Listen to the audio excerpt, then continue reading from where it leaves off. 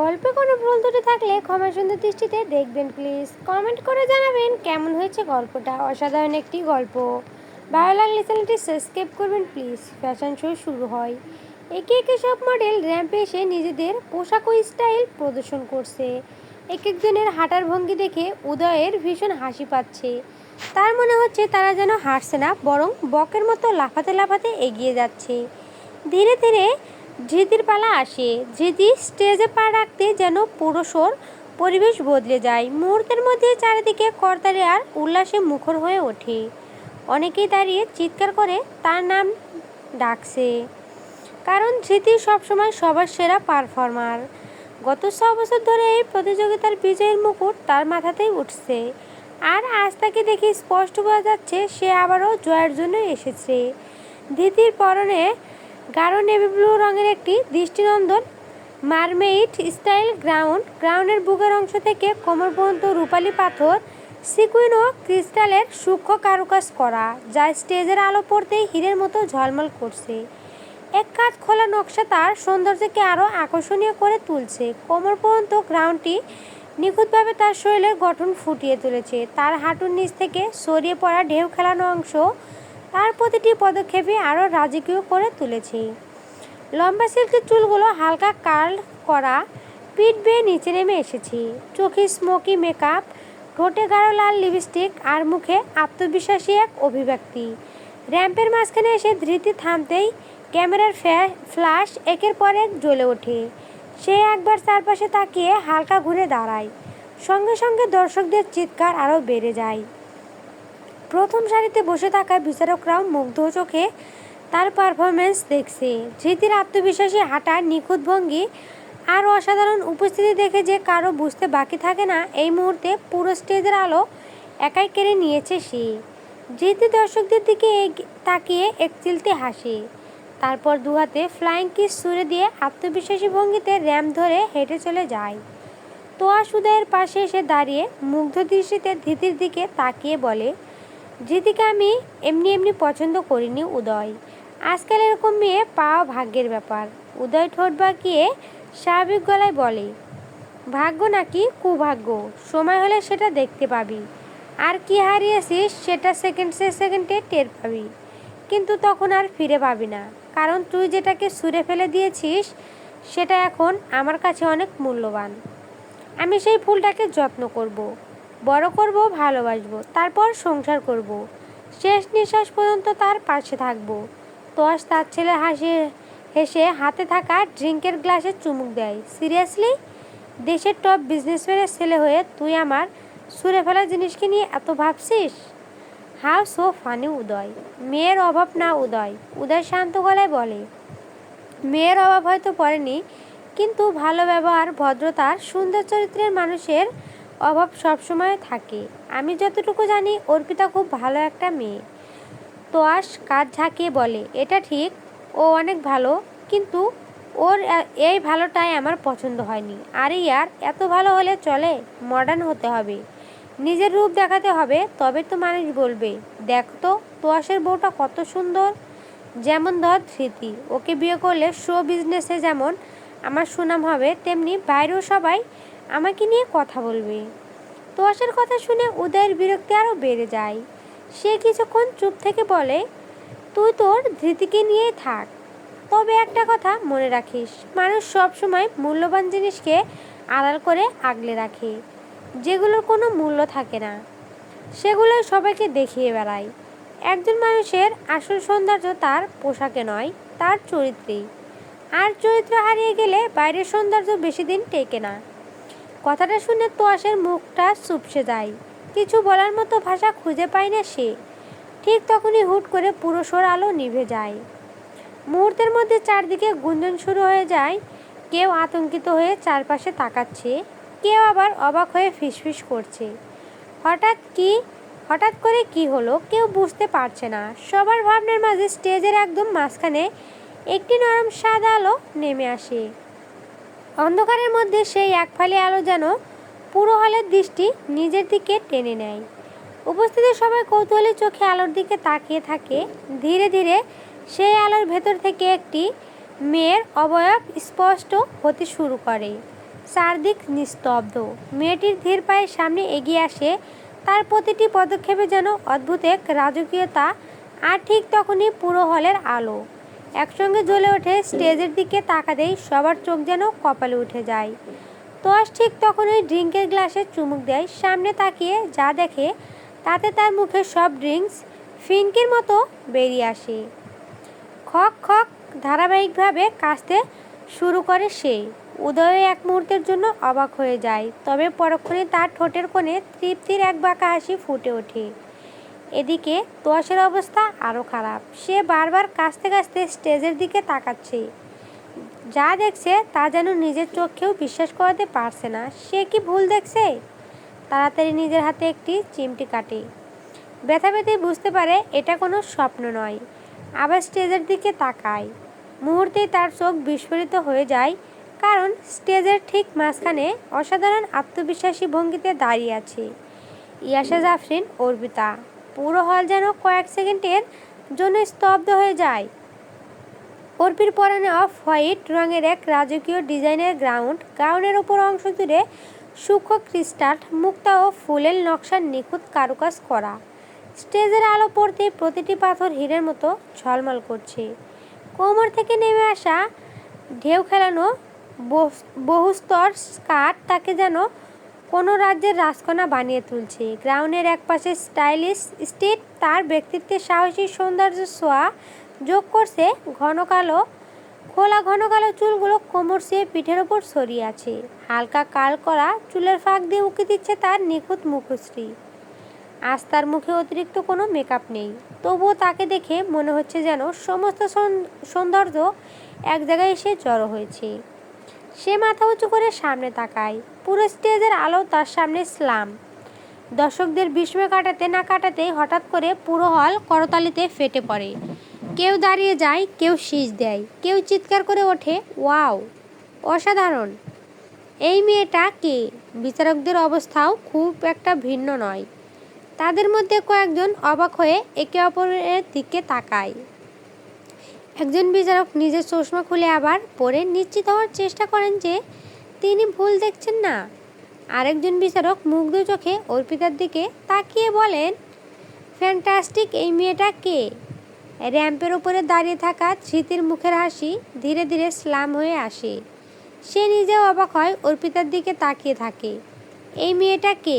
মনের মধ্যে প্রশ্নটা বারবার ঘুরপাক খাচ্ছে তার। এতদিনের ফ্যাশন শো জীবনে এমন কাউকে সে দেখেনি। ধৃতির ভাবনার মাঝেই অর্পিতা ক্যাটওয়াক শুরু করে। আত্মবিশ্বাসী ভঙ্গিতে এক পা করে সামনে এগিয়ে যাচ্ছে সে। তার প্রতিটি পদক্ষেপে রয়েছে এক অদ্ভুত মাধুর্য, যেন র্যাম্পটা তার জন্য তৈরি করা হয়েছে। ফর্সা পায়ে পরা দামি হাই হিল জুতোগুলো তার হাঁটার ভঙ্গিতে আলাদা সৌন্দর্য যোগ করেছে। পুরো হল নিস্তব্ধ, শুধু ক্যামেরার ফ্ল্যাশ আর মানুষের বিস্মিত দৃষ্টি। তোয়াসের নিঃশ্বাস যেন ধীরে ধীরে আটকে আসছে। এ কি সত্যি অর্পিতা? এই রূপ সে কখনো দেখেনি। যে মেয়েটাকে সে সবসময় সাধারণ ভেবেছে, আর সেই মেয়েটাই যেন পুরো হলের আলো নিজের দিকে টেনে নিয়েছে। হঠাৎ একজন স্টাফ অর্পিতার সামনে থেকে উইন্ড মেশিন চালু করে দেয়। সঙ্গে সঙ্গে তার খোলা কালো চুলগুলো বাতাসে উড়ে ওঠে। অফ হোয়াইট রাজকীয় গাউনের লম্বা স্তরগুলো বাতাসে দুলতে শুরু করে। সে দৃশ্য দেখে মনে হচ্ছে কোনো পরীর দেশে রাজকন্যা হেঁটে বেড়াচ্ছে। দর্শকদের অনেকেই মুগ্ধ হয়ে দাঁড়িয়ে যায়। কেউ মোবাইলে ভিডিও করছে, কেউ আবার চোখের পলক ফেলতেও ভুলে গেছে। বিচারকরাও একে অপরের দিকে তাকায়, তাদের চোখে স্পষ্ট বিস্ময়। কয়েকজন দ্রুত নিজেদের স্কোর শিটে কিছু লিখে ফেলে, কারণ তারা বুঝে গেছে আজকের প্রতিযোগিতায় নতুন এক শক্তিশালী প্রতিদ্বন্দ্বী এসে গেছে। র্যাম্পের একদম সামনে এসে অর্পিতা থামে। তারপর ঠোঁটের কোণে মৃদু হাসি ফুটিয়ে দর্শকদের দিকে তাকায়। দুহাত জোর করে সম্মানের সঙ্গে সামান্য মাথা নত করে সালাম জানায়। সঙ্গে সঙ্গে আবারও করতালিতে ফেটে পড়ে পুরো হল। অর্পিতা আরও এক মুহূর্তও না থেমে ধীর পায়ে স্টেজ ছেড়ে চলে যায়। তার চলে যাওয়ার পরও যেন কয়েক সেকেন্ড কেউ কিছু বলতে পারে না। পুরো হল অদ্ভুত এক নীরবতায় ডুবে যায়। এদিকে ধৃতির মুখটা দেখার মতো। মুহূর্তের আগেও যে আত্মবিশ্বাস তার চোখে মুখে ঝলমল করছিল, এখন সেখানে স্পষ্ট অস্বস্তি। সে বুঝতে পারছে আজ প্রথমবারের মতো কেউ তার অবস্থানকে সত্যিকারের চ্যালেঞ্জ জানিয়েছে। ধৃতির চোয়াল শক্ত হয়ে আসে, হাতের আঙুলগুলো মুঠো হয়ে যায়। রাগ, হিংসা আর অস্বস্তি একসঙ্গে তার বুকের ভেতর জ্বলতে শুরু করে। যদি এই মেয়েটা জিতে যায়, ভাবনাটা মাথায় আসতেই তার চোখে তীব্র আগুন জ্বলে ওঠে। এতদিন সবাই শুধু ধৃতিকেই দেখেছে, সব আলো, সব প্রশংসা, সব করতালি ছিল তার জন্য। কিন্তু আজ আজ সে আলো ভাগ হয়ে গেছে, আর এই বিষয়টি সে কিছুতেই মেনে নিতে পারছে না। যদি সত্যি মেয়েটা জিতে যায়, তাহলে মেয়েটাকে সে দেখেই ছাড়বে। কিছুক্ষণ পর ফলাফল ঘোষণার সময় চলে আসে। পুরো হল নিস্তব্ধ হয়ে যায়, সবার দৃষ্টি মঞ্চের দিকে। উপস্থাপক হাতে থাকা খাম খুলে মাইকের সামনে দাঁড়িয়ে বলেন, লেডিস অ্যান্ড জেন্টেলসম্যান, আজকের ফ্যাশন শোর নতুন চ্যাম্পিয়ন, যিনি নিজের প্রথম অংশগ্রহণে সবাইকে মুগ্ধ করেছেন এবং সর্বোচ্চ নম্বর পেয়েছেন। কয়েক সেকেন্ড ইচ্ছে করে থেমে থাকেন তিনি। পুরো হল নিঃশ্বাস বন্ধ করে অপেক্ষা করছে। তারপর তিনি জোরে বলে ওঠেন, the winner is Yasha Jafrin Arpita. মুহূর্তের মধ্যে করতালিতে পুরো হল কেঁপে ওঠে। আবার কেউ দাঁড়িয়ে যায়, আবার কেউ শীষ দেয়, কেউ আনন্দে চিৎকার করে ওঠে। চারপাশে ফিসফিসানি শুরু হয়ে যায়। ভাই, কে এই মেয়ে? প্রথমবার এসেই ধৃতিকে হারিয়ে দিল। ভাবা যায়, যেখানে 6 বছর ধরে ধৃতি একাই স্টেজ কাঁপাচ্ছে, সেখানে এই মেয়েটা 100তেই সবাইকে পেছনে ফেলে দিল। ধৃতির রাজত্ব মনে হয় শেষ। এদিকে তোয়াসের মনে হচ্ছে পুরো পৃথিবী ঘুরছে। তার বুকের বাম পাশে অদ্ভুত ব্যথা শুরু হয়েছে। যে মেয়েটাকে সে কখনোই গুরুত্ব দেয়নি, আর সেই মেয়েটাই হাজারো মানুষের সামনে বিজয়ের মুকুট মাথায় তুলছে। বুক চেপে ধরে ধপ করে চেয়ারে বসে পড়ে সে। তার চোখ বরাবর অর্পিতার দিকে চলে যাচ্ছে। মনে হচ্ছে জীবনের সবচেয়ে বড় ভুলটা সে করে ফেলেছে। অন্যদিকে ধৃতির অবস্থা আরো ভয়ঙ্কর। রাগে তার পুরো শরীর কাঁপছে, চোয়াল শক্ত হয়ে গেছে, হাতের নখ নিজের তালুতে বসিয়ে রেখেছে সে। তার চোখে এখন শুধু আগুন। মনে হচ্ছে এই মুহূর্তে সুযোগ পেলে অর্পিতাকে ছিঁড়ে খেয়ে ফেলবে। ঠিক তখনই হুট করে উদয় মঞ্চে উঠে পড়ে। দর্শকের সঙ্গে সঙ্গে উল্লাসে ফেটে পড়ে, কারণ এই দৃশ্য তাদের জন্য নতুন নয়। প্রতি বছর ফ্যাশন শোর শেষ অংশে উদয় গান পুরো অনুষ্ঠানকে আরও জমিয়ে তোলে।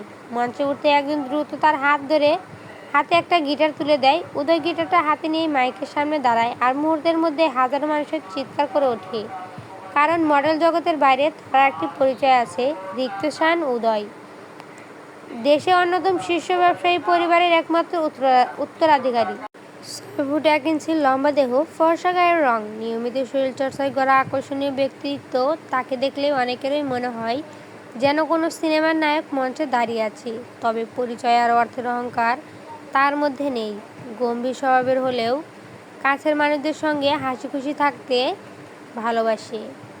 প্রকৃতির মাঝে ঘুরে বেড়ানো, সুন্দর ছবি তোলা, ভ্রমণ করা আর গান গাওয়ায় তার সবচেয়ে বড় শখ। অদ্ভুত ব্যাপার হলো, এত জনপ্রিয়তা থাকা সত্ত্বেও কোনো মেয়ের প্রতি কখনোই তার বিশেষ আগ্রহ জন্মায়নি। কত মেয়ে যে তার জন্য পাগলা তার হিসাব নেই। তোয়াস নিজেই সেই তালিকার অনেকেরই নাম জানে, কিন্তু উদয় কখনো কারোর দিকে ফিরেও তাকায়নি। আজ অবশ্য তার দৃষ্টি অন্য কোথাও। গিটার হাতে নিয়ে মাইকের সামনে দাঁড়িয়ে থাকা উদয়ের চোখ ধীরে ধীরে গিয়ে থামে মুকুট পরা অর্পিতার ওপর। আর সেই দৃষ্টিতে এমন কিছু আছে যা দেখে তোয়াসের বুকের ব্যথা যেন আরও একটু বেড়ে যায়। উদয় ঠোঁটের কোণে মৃদু হাসি ফুটিয়ে অর্পিতার দিকে তাকায়। তারপর মাইক্রোফোনের সামনে দাঁড়িয়ে বলে, হ্যালো লেডিস অ্যান্ড জেন্টেলসম্যান, এতদিন আমি গান গেয়েছি শুধু আপনাদের একটু আনন্দ দেওয়ার জন্য, কিন্তু আজকের দিনটা একটু স্পেশাল। আজ আমি যে গানটা গাইব সেটা শুধু আপনাদের জন্য নয়, হাজার মানুষের এই ভিড়ে উপস্থিত একজন বিশেষ মানুষের জন্য। কথাটা শুনেই পুরো হল জুড়ে গুঞ্জন শুরু হয়ে যায়। সবাই কৌতূহলী চোখে চারপাশে তাকাতে থাকে। কার জন্য? কে সেই ভাগ্যবতী? সামনের সারিতে বসে থাকা কয়েকজন মেয়ে তো নিজেদের মধ্যেই আলোচনা শুরু করে দেয়, নিশ্চয়ই আমার জন্য। আরে প্লিজ। উদয় আমার দিকে কয়েকবার তাকিয়েছে। স্বপ্ন দেখিস না, ওর ক্রাশ আমি। এক পর্যায়ে তাদের মধ্যে ছোটোখাটো তর্কও বেঁধে যায়। এইসব দেখে উদয় শুধু হেসে ফেলে। তারপর গিটারের তারে আঙ্গুল ছোঁয়, টুন টাং টুন। মুহূর্তেই পুরো হল নিস্তব্ধ হয়ে যায়। উদয় চোখ তুলে একবার অর্পিতার দিকে তাকায়, তারপর ধীরে ধীরে গেয়ে ওঠে, চুপি চুপি মনের ঘরে দোলা দিয়ে তুমি যাও, ঘুমের ঘরে তোমায় দেখি, ঘুম ভাঙিলে তুমি নাই। তার গভীর কণ্ঠস্বর পুরো হল জুড়ে ছড়িয়ে পড়ে। দর্শকরা মুগ্ধ হয়ে শুনছে। উদয়ের চোখ কিন্তু একবারও অর্পিতার দিক থেকে সরে নেই। গিটারের সুরের সঙ্গে সে আবারও গেয়ে ওঠে, তুমি কই তুমি নাই, আমি তোমাকে চাই, বারে বার শতবার আমি তোমাকে চাই। গান গাইতে গাইতে উদয় হীরের মতো ঝকঝকে দাঁত বের করে হাসে। সেই হাসির আড়ালে লুকিয়ে আছে অদ্ভুত এক আবেগ। তার দৃষ্টি স্থির হয়ে আছে অর্পিতার ওপর, যেন পুরো হলরুমে হাজার মানুষ থাকলেও সে শুধু একজনকেই দেখেছে।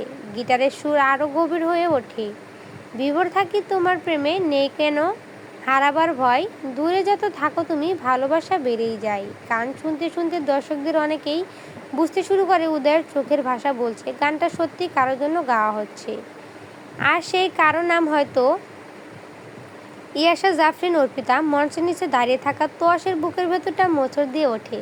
সে স্পষ্ট দেখতে পাচ্ছে যে মেয়েটাকে সে অবহেলায় হারিয়েছে, আজ তাকে পাওয়ার জন্যই যেন দেশের সবচেয়ে কাঙ্ক্ষিত ছেলেটা হাজার মানুষের সামনে গান গাইছে। শো শেষ হতেই অর্পিতা ভারী গ্রাউন্ডটা বদলে সাধারণ কালো রঙের একটা ড্রেস পরে নেয়।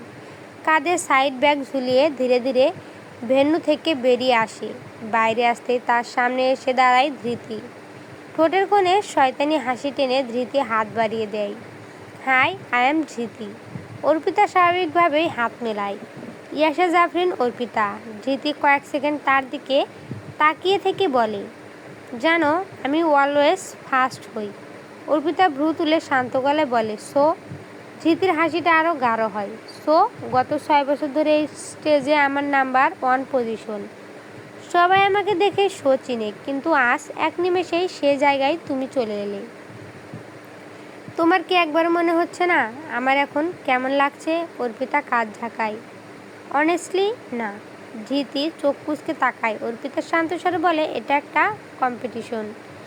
এখানে সবাই নিজের ট্যালেন্ট আর হার্ড ওয়ার্ক দিয়ে আসে। আমিও এসেছি, জিতেছি, এটাই নর্ম। ধৃতির মুখ শক্ত হয়ে যায়। ওহ, তাহলে তুমি বলতে চাও আমার ট্যালেন্ট নেই? আমি সেটা বলিনি। তুমি জানো তুমি কার সঙ্গে কথা বলছো? না, আমি ধৃতি রহমান। ওকে। আর আমি কার মেয়ে জানো?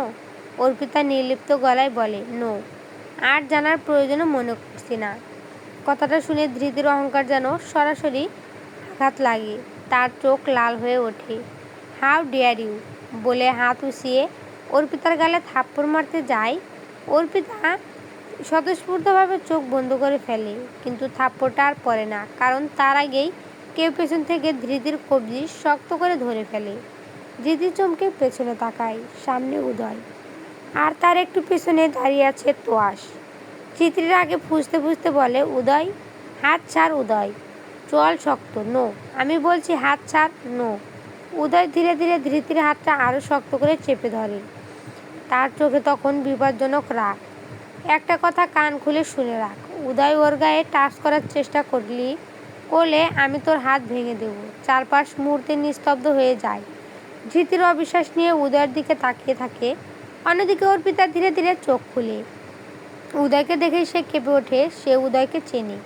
তোয়াশের সঙ্গে কয়েকবার চৌধুরী বাড়িতে যাওয়ার সময় তাদের পরিচয় হয়েছিল, কিন্তু আজকের উদয়কে তার সম্পূর্ণ অপরিচিত লাগছে। কারণ এই মুহূর্তে উদয় যেভাবে তার সামনে ঢাল হয়ে দাঁড়িয়ে আছে, সেটা দেখে মনে হচ্ছে পৃথিবীর কাউকে সে অর্পিতার ক্ষতি করতে দেবে না। ধৃতি অবিশ্বাসের চোখে উদয়ের দিকে তাকিয়ে থাকে। উদয়, তুই এই মেয়েটার জন্য আমাকে মারতে চাইছিস? উদয় কোনো উত্তর না দিয়ে ধৃতির হাতটা ঝটকা মেরে সরিয়ে দেয়। তারপর ঠান্ডা অথচ ভয়ঙ্কর গলায় বলে, মারতে চাইছি না, ওর গায়ে হাত দিলে মেরেই ফেলতে পারি।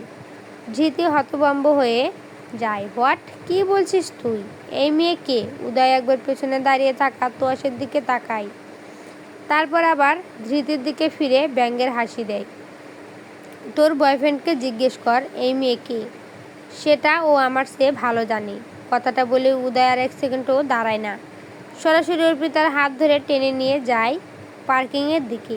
অর্পিতা হতভম্ব হয়ে শুধু তার পেছনে পেছনে হাঁটতে থাকে। গাড়ির সামনে এসে দাঁড়াতেই সে আস্তে করে বলে, উদয় ভাইয়া, উদয় কোনো উত্তর দেয় না। গাড়ির দরজা খুলে শুধু বলে, গাড়িতে ওঠো, আমি ড্রপ করে দিচ্ছি। অর্পিতা দ্রুত মাথা নাড়ে, না না ভাইয়া, লাগবে না, আমি চলে যেতে পারবো। উদয় এবার ভ্রু কুঁচকে তার দিকে তাকায়। আমি কি তোমার পারমিশন চেয়েছি? কিন্তু নো বাট। চুপচাপ গাড়িতে ওঠো। অর্পিতা অপ্রস্তুত হয়ে যায়। উদয় আবার বলে, বেশি কথা বললে কোলে করে গাড়িতে তুলে দেব। অর্পিতার চোখ বড় বড় করে তাকায়। কি? উদয় নির্বিকার মুখে গাড়িতে উঠে স্টিয়ারিং ধরে বসে। তারপর ঘড়ির দিকে তাকিয়ে বলে, তোমার হাতে 5 সেকেন্ড সময়।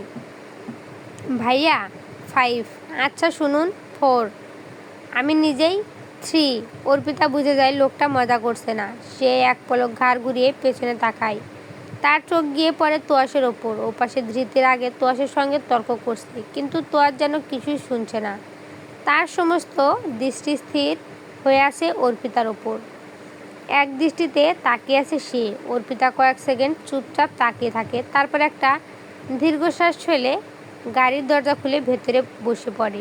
মুহূর্তের মধ্যে উদয় গাড়ি স্টার্ট দেয়। পরের সেকেন্ডেই কালো গাড়িটা দ্রুত সামনের রাস্তা ধরে ছুটে যায়। পেছনে দাঁড়িয়ে তোয়াস শুধু গাড়িটার দিকে তাকিয়ে থাকে, যতক্ষণ না গাড়িটা অন্ধকার রাস্তায় ভিড়ে মিলিয়ে যায়। চলবে? নেক্সট পার্টের জন্য তোমরা সবাই কমেন্ট করবেন প্লিজ।